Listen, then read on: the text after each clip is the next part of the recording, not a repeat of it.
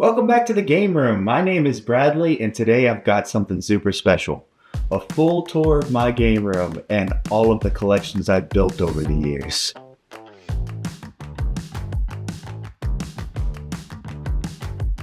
From Funko Pops to Power Rangers, Pokemon cards to my music setup, there's a little something for everyone.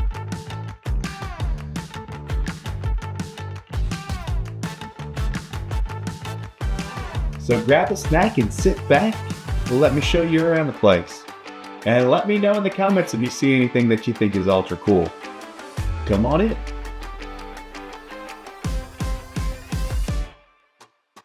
The first stop on the tour, it's not these guys.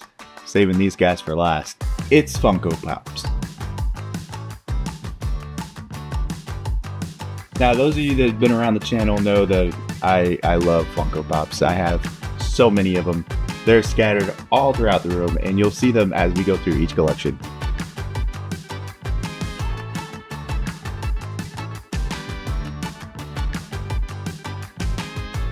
A lot of these Funkos in particular, I pulled them out of the box, or I bought them out of the box.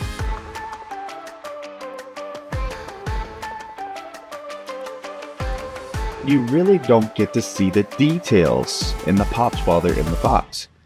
Now, from a collector's standpoint, there's a lot of reasons to keep them in the box, but they look so much better out of the box. You can't get the detail on Woody and RC in the box. Like the fact that his tires are like this rubber material, and there's just so much cool aspects to it that you just wouldn't be able to see inside the box. You have the Star Wars setup here. If it wasn't out of box, it would take up a lot more room, and you wouldn't be able to display them to where they're actually having the battle. So yeah, I enjoy taking a good bit of them out of box. And in this one I bought out of the box because I didn't even see one available in the box. But this is my favorite Funko of all time. I just love this detail.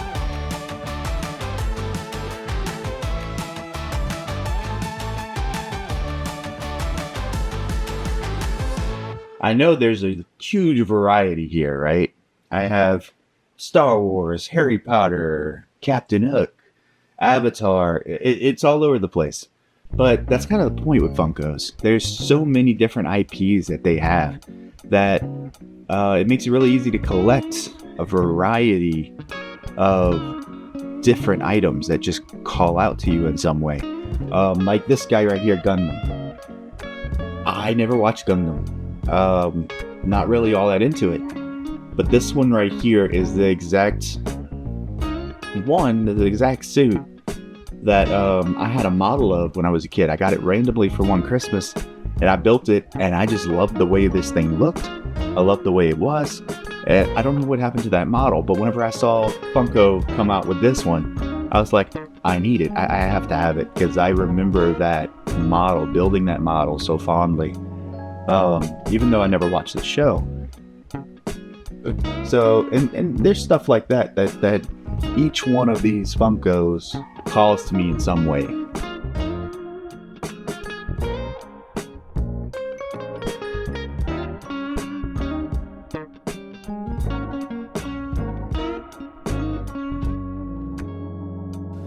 Some things that you might notice around here that are not Funko related. I have a Perler Bead Zelda sword here that I made, some other Perler Bead art, and a Game Zone poster.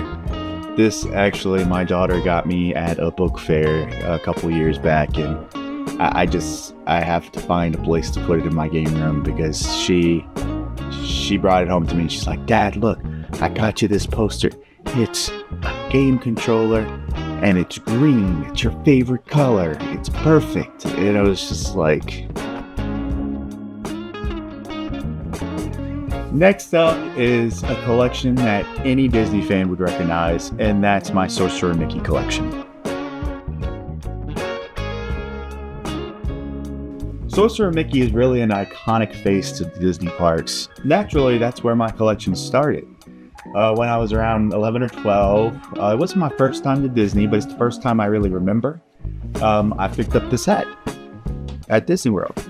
along with some pins, one of them being Sorcerer Mickey. I used to have them on the ear, but I have a pin collection now, which I'll show you guys later. Now, this started my collection. I picked up a few other things from the parks, a few statues, like this one right here.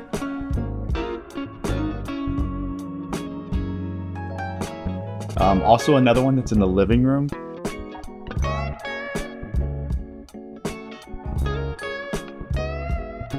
Told you there was going to be more Funko Pops. This is just the start. Every single collection I have has at least like 3 of them. Sorcerer Mickey to me means even more than just the iconic park symbol, right? I remember when I was younger watching Fantasia and seeing the animations going along with the music. It really kind of, the way it went with the music and the way it worked, and there was something about the magic of it that really brought me to it. And it really inspired me going forward. When I went into college, I took a lot of animation courses, 3D animation, and some of the first projects you do are music-based projects where you're matching animation with music and you're moving along in that way. And those were some of my favorite just because of that background I've had with Fantasia.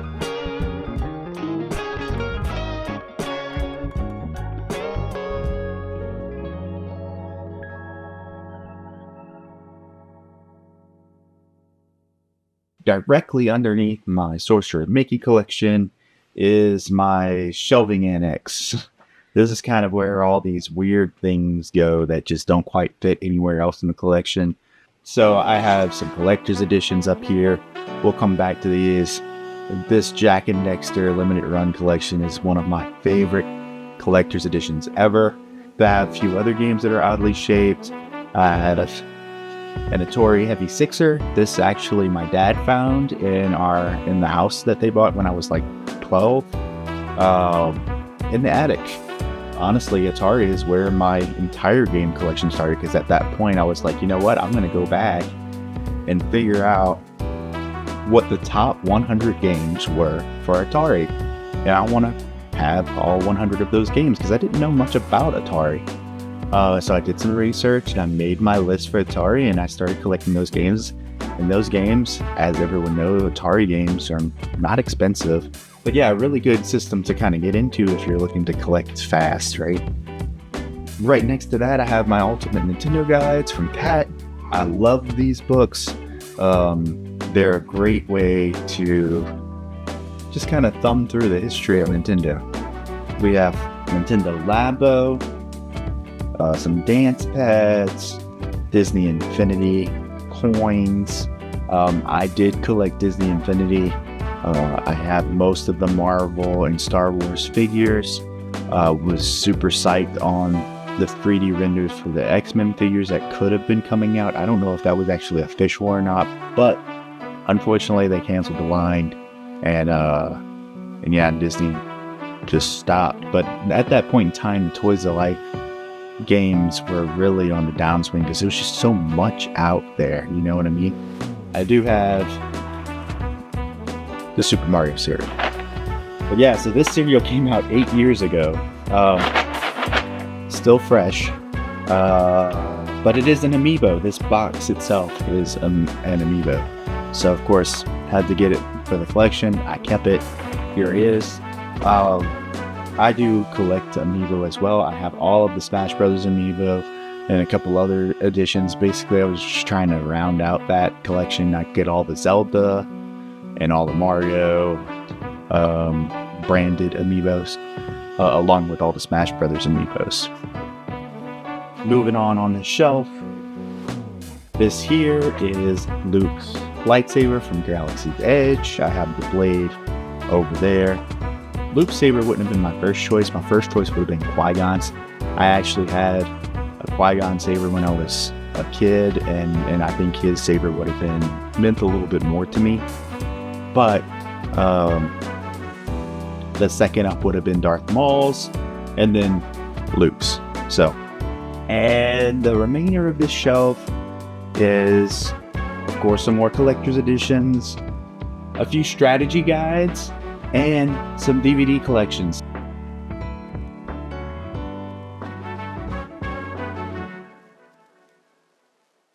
for those of you that don't know, it's morphin' time.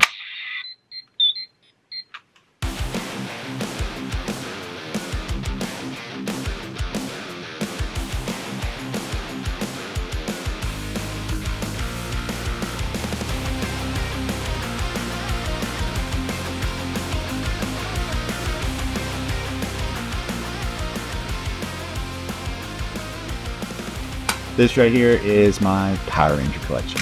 I've been a fan of Power Rangers since before I can remember.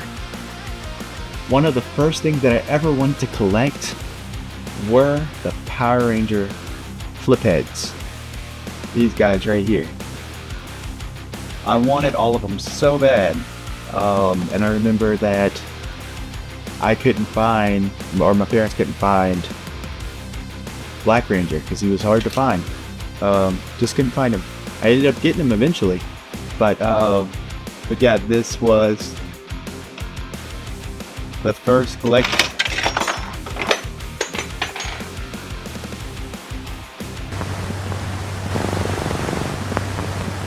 Of course, out of all the Power Rangers, if you can't tell from the collection, my favorite is the Green Ranger. His story of being used by Rita as an evil ranger that turns good is just like, it was just such an interesting move when I was little, to see that, oh man, the Power Rangers have found their match in a ranger that's evil. It was epic. You know, that whole storyline to me was the pinnacle of Power Rangers. After that, of course, the Power Ranger movie came out, and that was cool. The White Ranger happened, and the White Ranger was cool, don't get me wrong, but I think he's severely overrated. My favorite item in the collection is this stuffed Green Ranger plushie. I had these when I was a kid. I had the whole set. I ended up giving them away when I was a bit older. It was something that I wish I would have held on to. But yeah, one year my wife went out and found one for me, and that has to be one of the coolest items in my collection. Other than that, of course, big call outs. We got the Megazord, the original Megazord here, along with the Soul of Chijoken Megazord over here. This one is OG, clunky, and exactly what I remember it being when I was little. And this one is everything I wish it would have been.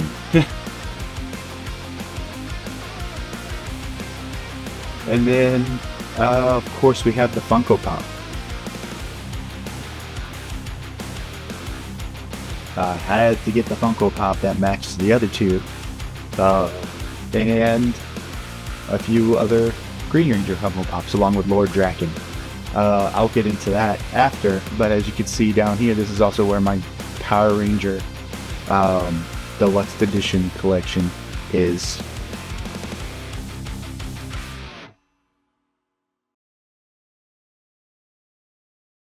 Next up is my Goku collection, and as you can see, it's mainly Funko Pops. Now, where this is rooted is I wanted to collect something Dragon Ball Z. And when I was looking into it, at first I started with statues. And I was like, I don't really want just generic statues of Dragon Ball Z. I specifically want Goku, and I want something that I can display his transformations. Because Goku's transformations, that is Dragon Ball, right? I started looking around and I'm like, there's just no figures at that time or easily accessible statues that would display what I want to display. And then I found Funko Pop. They had him basically in just a couple of forms. They had regular Goku, they had Super Saiyan Goku, and they had Super Saiyan God Goku. But them having that showed me that they would possibly have more transformations in the future, which they have. So you kind of see I go from Goku that's not transformed base level Goku, both Kid Goku and Adult Goku, going into Ozaru Goku, which is awesome that they came out with that, all the way into Super Saiyan, Super Saiyan 2, Super Saiyan 3, Super Saiyan God, Super Saiyan God, Super Saiyan, and Ultra Instinct. And even Super Saiyan God, Super Saiyan Kaioken. So, I mean, this is awesome, and I love it. And I'm like, yes, I can display all of his transformations. They never did Super Saiyan 4. Nobody ever really shows GT love, so I didn't think they ever would. And then this happened.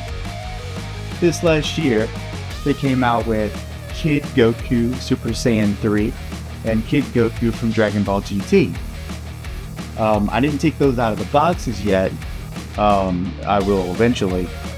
But that gives me so much hope for a Super Saiyan 4 Goku Funko Pop.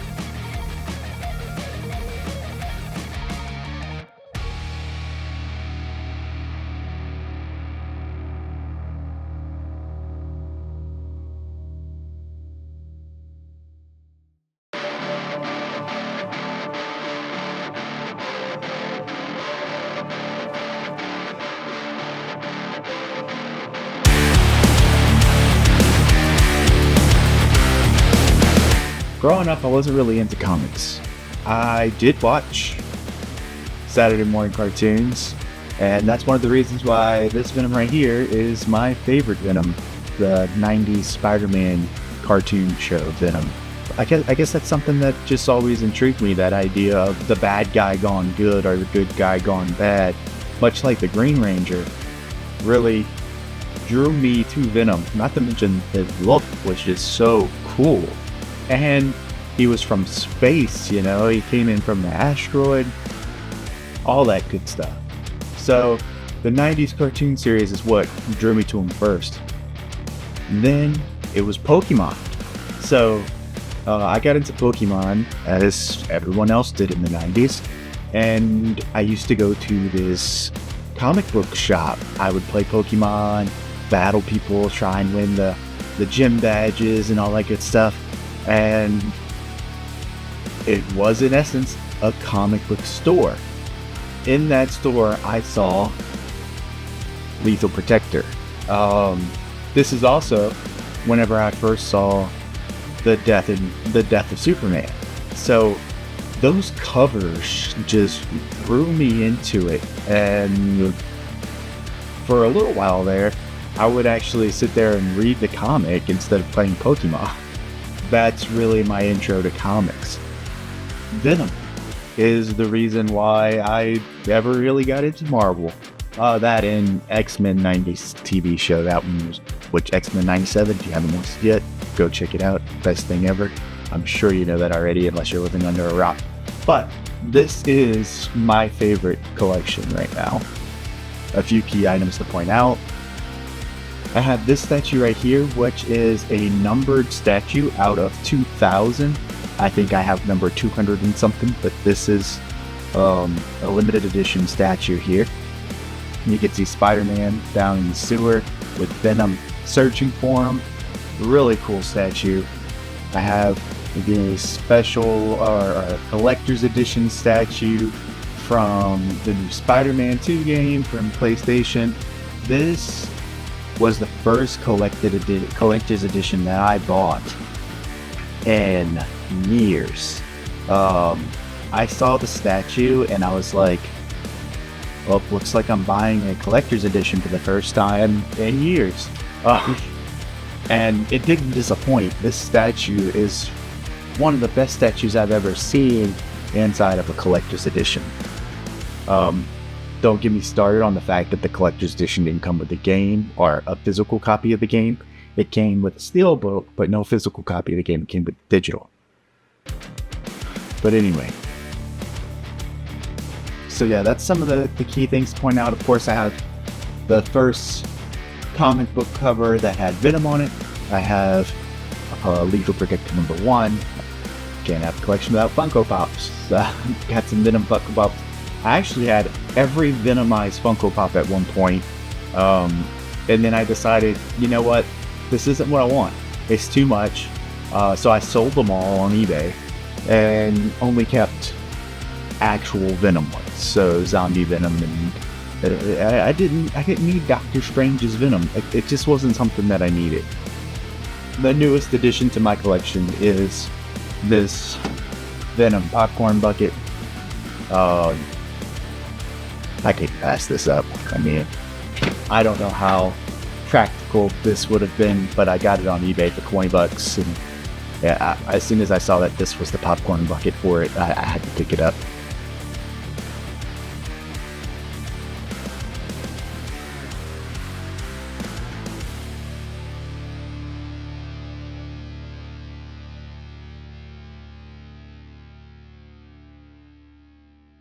This right here is my newest collection. It is a playing card collection. Now, I had no intent in starting this collection.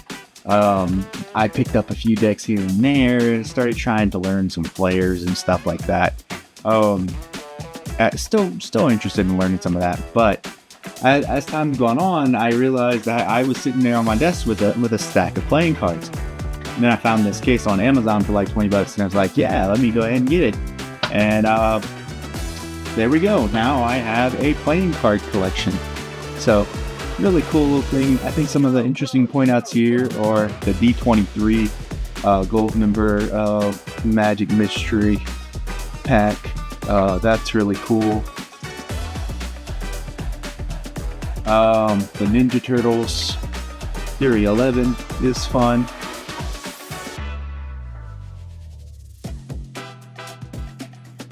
Of course, Rick and Morty, Star Wars, Avengers, Yellow Submarine. But yeah, some really cool packs. I don't get them all. I'm not after collecting all Theory 11 or all whatever. When I see a cool pack, pick them up, and now I have a place to put them. So, there's a cool little side collection I started up with in the past year. Next up is one of my largest collections, my Omnibus collection.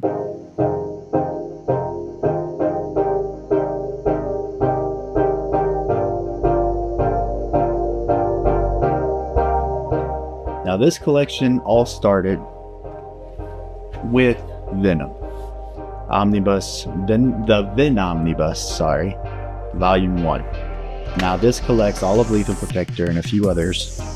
And when I saw this introduced me to the world of Omnis. Of course, this came out, and then Venom Omnibus 2, Venom Omnibus 3. And at that point, I had 3 Venom Omnibus. I'm like, okay, cool. What else do they have in this world of collected editions? So that's when I found the Infinity War saga. So I picked up the Infinity Gauntlet, Infinity War, and Infinity Crusade. Why not go for more? So I got my first Kalax unit, and I put it in my old bedroom. And I had like 5 Omnis on it. I'm like, now I have all this extra room. What am I going to collect? It's like, well, I'm already collecting Venom. Spider-Man. Spider-Man's a no-brainer. Love Spider-Man. Venom's my favorite villain. One of my favorite Marvel characters. Spider-Man's a no-brainer. We're going to collect Spider-Man. I like Batman, but that's not Marvel. So I started looking at DC, and DC does Omnis too. So I started collecting Batman Omnis for the storylines that I particularly wanted to read. And I was like, you know what? There's one set of characters from Marvel that I always loved reading. And that's the X-Men. So I wanted to collect for X-Men.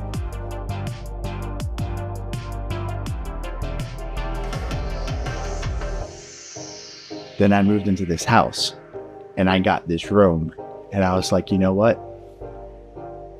I want one room, one wall of games, and one wall of Omnis.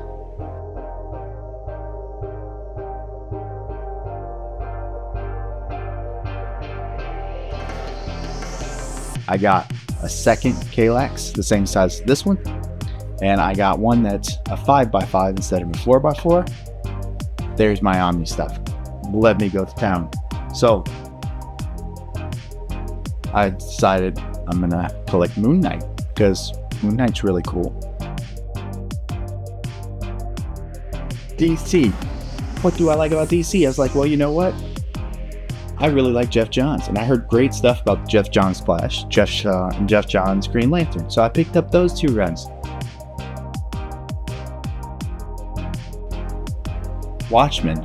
I wanted to get into Watchmen because Alan Moore is really good. I love V for Vendetta. That's whenever I got introduced into the Absolute format. So now I'm collecting Omnis, I'm collecting Absolutes, because DC tends to do Absolutes better than they do Omnis. Which, Superman. I don't really like Superman as a character too much. He doesn't draw me to him. The idea of like Death in Return of Superman, that's the only Superman Omni I own, because it has stakes to it, you know? He dies. Spoiler alert there.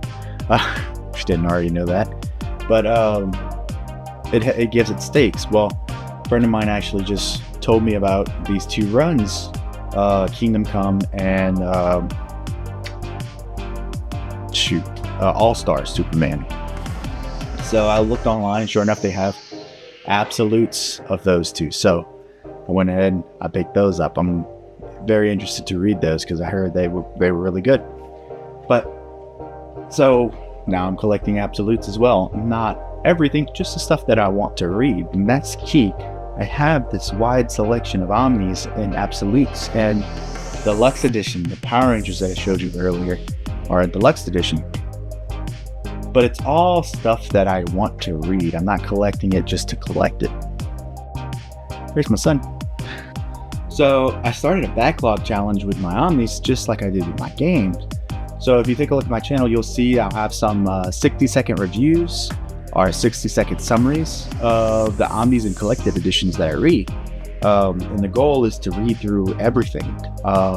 Right now I have about 260, 270 Omnibus, collected editions to read through. So I got some reading to do, and I'm currently working through Invincible, so I started that up a few weeks ago. All right, so for this section of the game room, I'm going to go handheld with it because it gets a little tighter back this way, and there's a lot going on, but not much you might be interested in. So first things first is we have my music section. So as you see, I have my drum set, my guitars, and my trumpet.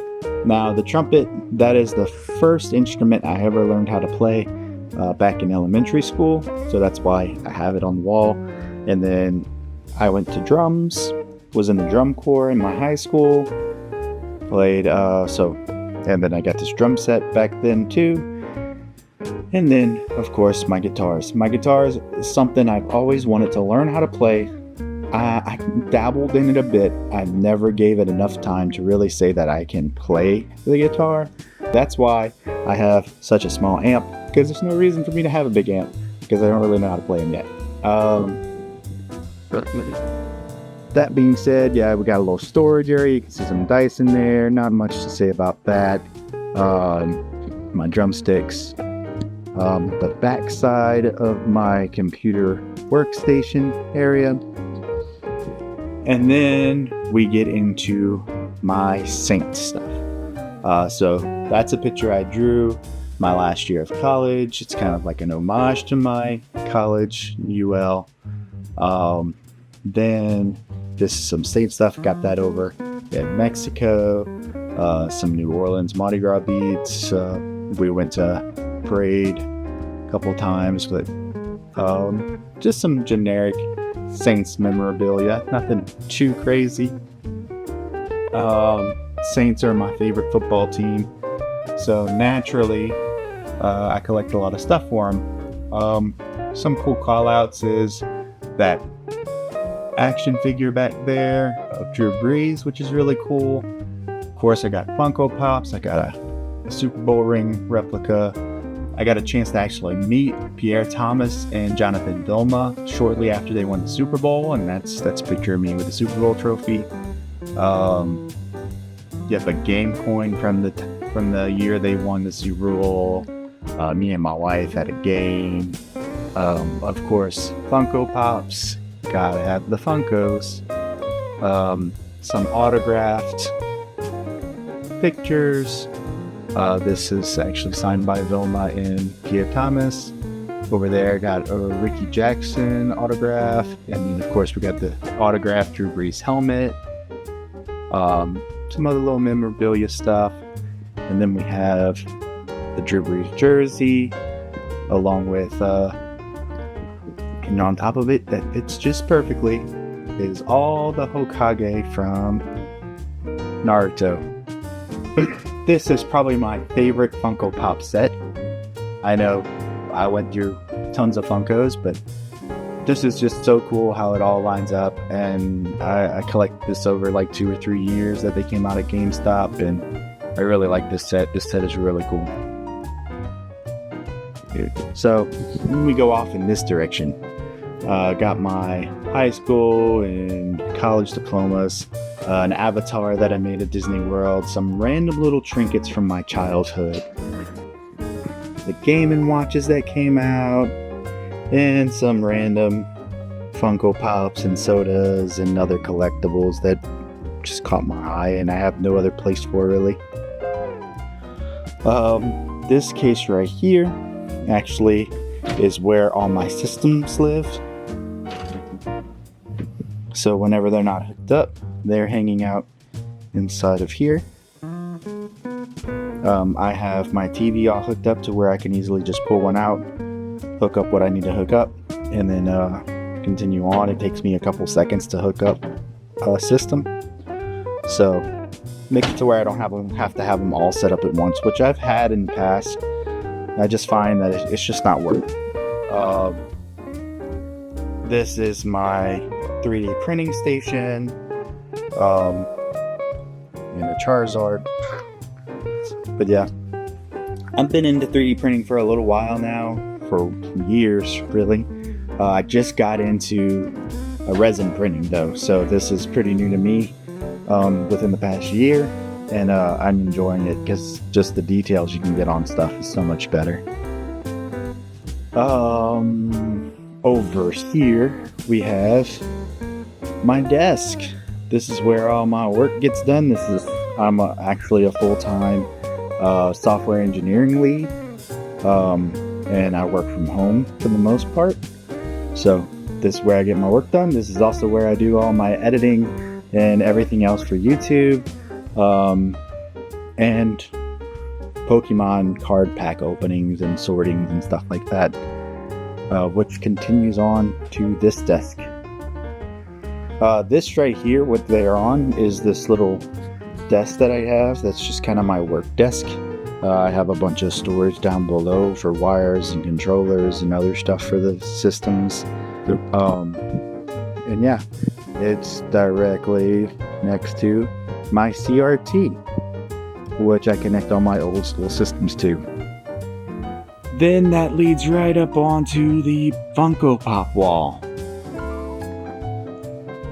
So, this is the Funko Pop wall. As you can see, half of it is just dedicated to Pokemon Funko Pops. This part of the wall is just generic Funkos that I just find interesting.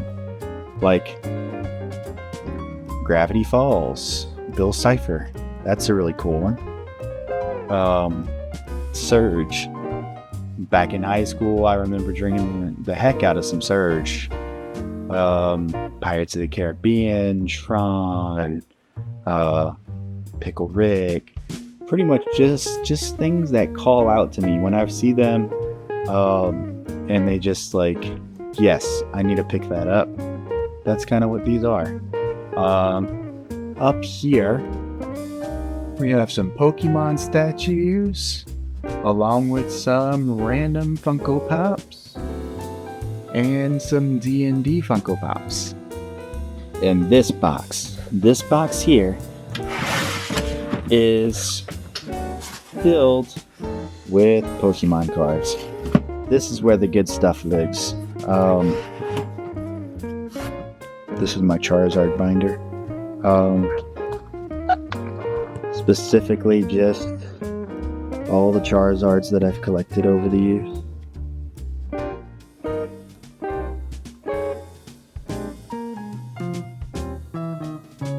I know what you're saying to yourself right now. I've been watching this video, waiting for the games, and I haven't seen the damn games yet. That's what's next. But before I get to that, I want to show you one last thing, which is this poster that I have. This poster is my collection Grail poster. My wife made me these stickers that are kind of like a wax sticker, where I can use a dry erase marker on them and update the prices. And it gives me a really good visual of all the games that I'm looking for every system and the price that they currently are at. This will really help me when it comes to hunting. So yeah, if anybody wants to know what games I'm looking for, they're games like this. And that's pretty much where I'm at now. I mean, of course I'm collecting newer games, but for the most part, games I'm looking for don't come cheap. And that Mickey pin that I was talking about earlier, that's it right there. This top shelf has loads of little knickknacks and trinkets to it that are gaming related, along with the boxes for every Nintendo system that I have. This box right here in particular is the same box that I got for Christmas when I was like 6-7 years old. So I still have the same Super Nintendo, and that is the same box. All these boxes are complete. All the manuals and styrofoam are included in it. And yep, so at any time I could have a complete box system of every Nintendo system. We have some game-related Funko Pops up top right here. Not much to say about those. It's just a bunch of game-related pops that I currently like. And then the continuation of the boxes and new toys / trinkets and Funko Pops of different game-related stuff. This is my game wall.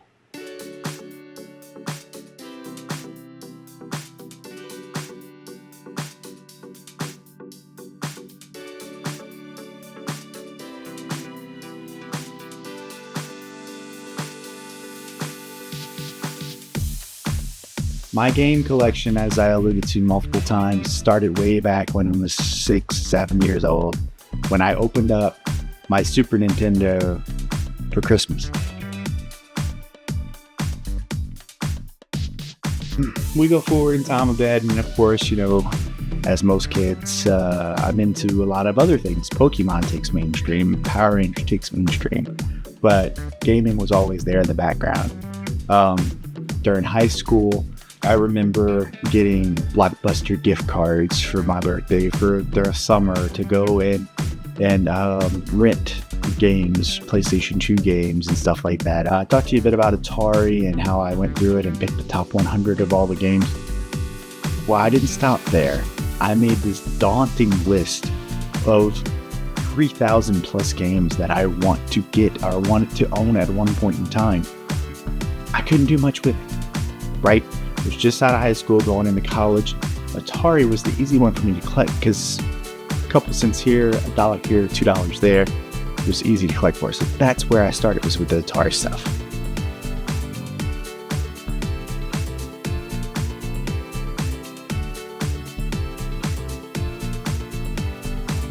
Now, fast forward a couple of years, and Nintendo at the time was relatively cheap too, so I started collecting for Nintendo and Super Nintendo and PlayStation 2, and then it just kind of like well, Nintendo started getting expensive to collect for, so I backed off Nintendo and started collecting for the Wii. when the Wii U came out, Wii games plummeted, and I picked up everything I wanted for the Wii at that point in time. That's when I realized these are the moments that I need to jump on a system and collect what I need to collect. So when the Switch came out, I did the same thing for the Wii U.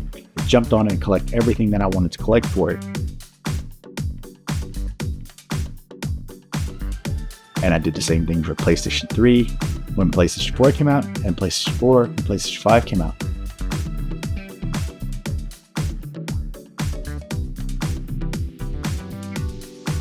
And so those systems, like, I collected for right off the bat really quick. Meanwhile, my Nintendo and Super Nintendo systems, they were kind of just in there. They weren't getting much use, and I didn't really have a whole lot to collect for because they were just so expensive to collect for. Well, then I got my job as a software engineer, which opened up a lot, right? The $20, $30 for an old game that I once thought was expensive was no longer expensive. It was within the reach. That being said, those $20, $30 games soon became $50, $70 games, and it's still hard for me to spend $50 to $70 on a game that's 40 years old. So I looked for those deals. Well, that's when I started getting a little bit more strategic. It's like, well, everybody's after NES and SNES right now. 64 is relatively cheap. Collected every 64 game I wanted except for 3, which is what I pointed out on the Grail wall. One of them being Sculptor's Cut.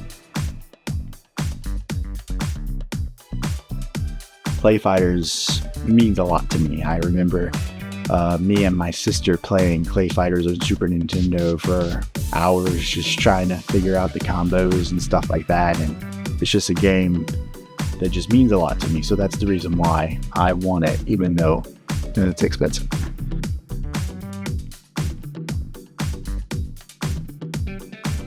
Metal Jesus helped a lot with the curation of my list too. To watch his videos and see like these hidden gems and stuff like that. And unfortunately, I'd watch that and be like, okay, that sounds like a really cool game. Let me go get it. Oh, it's not $2 anymore. Now it's $30. Because, you know, and that's a weird dynamic that YouTube has with the gaming industry, and especially with classic games. But I wouldn't have known about the game if it wasn't for it. That's a little background on how my collection was curated and what makes me want a game and stuff like that. It's all about wanting to play it, not about the collectability of it. That being said, I have some highly sought after games.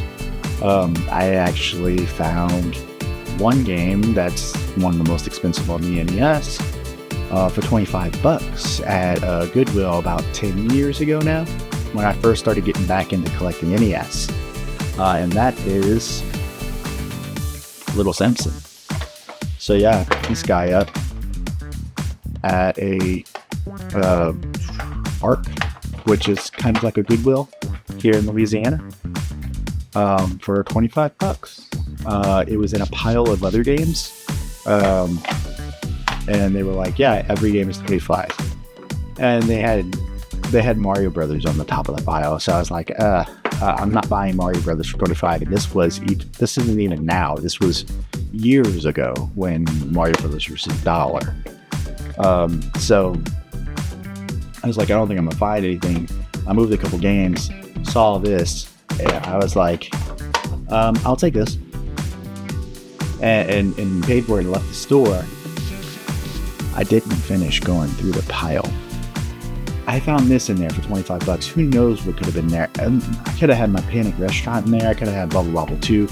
Who knows what was in that damn pile? It was a whole box, and I didn't even finish going through it. I saw Samson, I grabbed it, and I ran like I stole the thing out of that store after I paid for it. Still to this day, think about that. What did I leave on the table over there?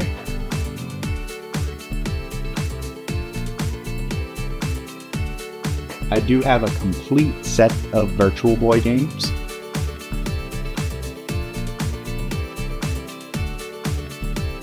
Which of course includes Jack Brothers. So this one goes for a pretty penny nowadays. I think last I checked, it was like $300-400 for Jack Bros.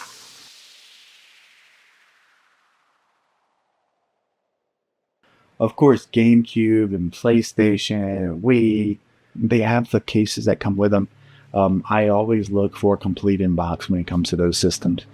But when it comes to Atari and NES and Super NES and N64, complete in box often means double, if not triple, the value of the game. And I collect for the game, not for the collection, even though collection is a part of it, right?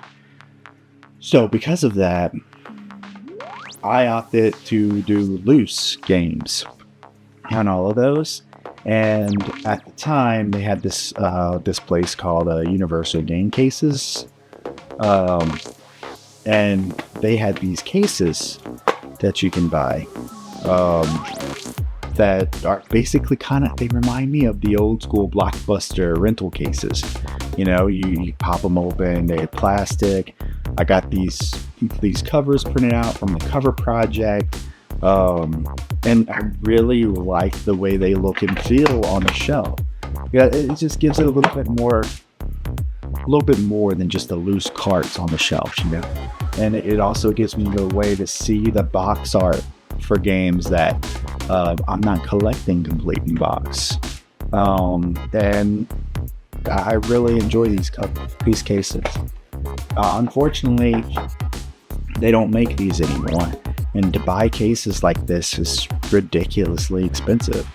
So I'm glad I got them when I did, because at the time they were like $100 for a pack of 100. So you got $1 a case, and then you printed out your covers, and we're good to go. I have about 30 or 40 of them that I have stowed away just in case. Because as you see on my shelf, there's a few games that I don't have covers for. I need to get them printed out. But that's basically what that is. I got the game. It wasn't on my list, so I didn't print out the cover for it. You also see on my wall, there are some upside down cases. These upside down cases are actually empty cases. They're cases that I printed out because I want this game, but I don't have the game yet. So I made the case, got it ready to go. I put it upside down on my shelf, and that gives me another visual indication of the games that I'm looking for, and while at the same time make sure that I have enough room on my shelves to hold all the games that I want to get. So I showed you some of my most expensive games and how I try and curate my games as far as games that I just want to play. But where some of the most nostalgia hits for me in games are definitely Super Nintendo, N64, and PlayStation 2. Now, Super Nintendo, that was my first system. Games like Super Mario Brothers and Star Fox. Those games just hold a meaning to me that no other game's going to be able to match, because those are my first games that I've had. 64, kind of like some games on Super Nintendo, games like Sunset Riders and Ren and Stimpy, and games on 64 like Mischief Makers and Mario Party, Banjo-Kazooie. Those games aren't games that I ever owned, but it's games that I used to play in daycare. So I went to after school care, or during summer I went to daycare where we were in the big kids class, right? Where we were in the back and they had like 3 or 4 TVs set up with different gaming systems. And we would play on that all the time, and they had these games out there, and those games just bring back memories to me, right? And that's where that nostalgia comes from. So whenever I pop in something like like Diddy Kong Racing, or Killer Instinct, you know, or even Snowboard Kids, that was a big one back then. It just brings me back to those days during the summer where I went to daycare and just hung out with friends and played games all day long. PlayStation 2 brings me back to my high school time, where I was going to Blockbuster during the summer and picking up games on the regular, trying, renting a bunch of different games, playing through all kinds of stuff. It's also where actually one of my favorite games ever is, which is Jak and Dexter. Jak and Dexter is hands down my favorite game ever, which is the reason why the Jak and Dexter box set from Limited Run is my favorite. But yeah, I mean, kind of this like bronze precursor orb, and I mean, it even has, a 16 gig, because they didn't have that back then, but a 16 gig memory card, which isn't actually a memory card at all. It's a USB drive, which is completely random, but super cool. And then, yeah, of course, the Bible is the game itself, Jak and Dexter for PlayStation 4. Now this did come out in PlayStation 2 time, but this is just a remaster. And cards and the soundtrack, and I mean, this set is just everything that I wanted it to be, and I hope that one day Naughty Dog revisits this IP, because I feel like Jak and Dexter has a lot more that it could give. Jak 2 and Jak 3 were good. This one's still my favorite. But yeah, do you have any games like that where you wish that they would either remake it or make more of them, or wish they wouldn't have changed the tone of it so much, or anything like that? Let me know down in the comments what your thoughts are and what games are that. Another game I have like that is Final Fantasy X. Final Fantasy X was awesome. I loved Final Fantasy X. Then I got Final Fantasy X-2, and I have not played a Final Fantasy game since then. I have them. I'm interested in playing them, but there was such a shift between 10 and 10-2 that it turned me off of it. But yeah, let me know in the comments if you have any games like that. And that's my game room. I hope you enjoyed having a look around. Let me know down in the comments which one of my collections is your favorite, and of course, if there's anything I should pick up for one of my collections. As always, thanks for coming to hang out. Time to get some reading in. Later.